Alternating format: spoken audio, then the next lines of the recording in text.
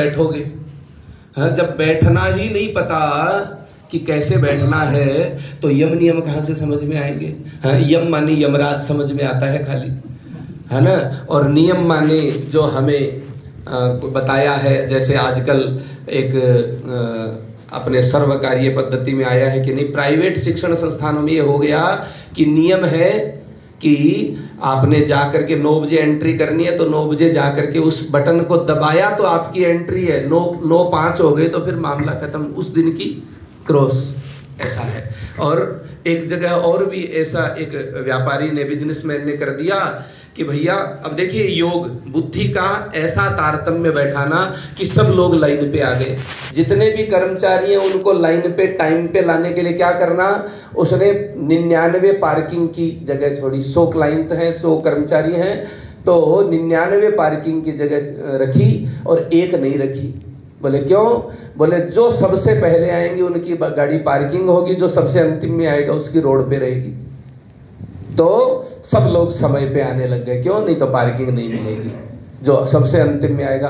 तो कहने का अर्थ है कि हमें आसन, जितासन, सबसे पहले अपने आसन को जिसने जीत लिया, आप सुखासन में बैठे हैं, पद्मासन में बैठे हैं, लेकिन यह तिष्ठन जो बैठा है वो कब माना जाएगा? यस्य मेरु पृष्ठः सम्यक, जिसकी मेरु, ये जो रीढ़ की हड्डी है, ये जिसकी सीधी है वो बैठा मानना चाहिए। बाकी तो लेटे हुए होते हैं, है ना।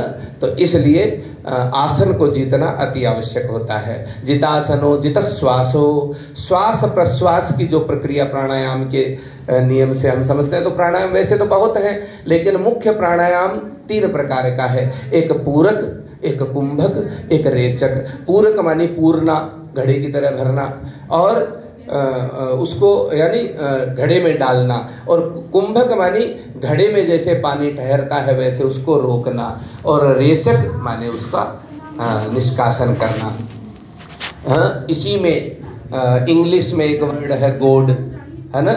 G for generator, O for operator, और D फॉर डिस्ट्रॉयर, है ना। वही परमात्मा, वो ब्रह्म विष्णु रुद्र के रूप में वही इस सृष्टि को और निर्माण करने, फिर इसका पालन करने और संहार करने के लिए। तो ये परमात्मा, सारी जितनी सृष्टि है, यदि इसको समझना चाहें तो सारी योग में आती है कि वही परमात्मा। और 3, वो कहते हैं एको हम बहुश्याम, मैं एक हूं अनेक होकर हो जाऊं। ऐसा जब उनका विचार होता है, ऐसे एक विचार का जब योग होता है, उस परमात्मा दिव्य चेतना, जिसको हम ज्योति भी कह सकते हैं, तो वो 3 रूप धारण कर लेती हैं। वही फिर इस प्रकृति का रूप धारण कर लेती हैं, वही ऋषि महर्षि। क्योंकि भगवान गीता में कहते हैं कि परित्राणाय साधूनां विनाशाय च दुष्कृताम धर्म संस्थापनार्थाय संभवामि युगे युगे। 4थे अध्याय में कह रहे हैं कि मैं बारंबार आता हूं।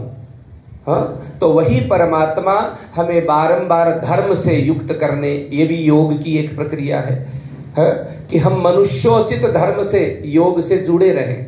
हम कई बार, हाँ, एक योग होता है, एक दुर्योग होता है। एस्ट्रोलॉजिकल प्रेडिक्शन में योग के साथ साथ दुर्योग शब्द भी आता है।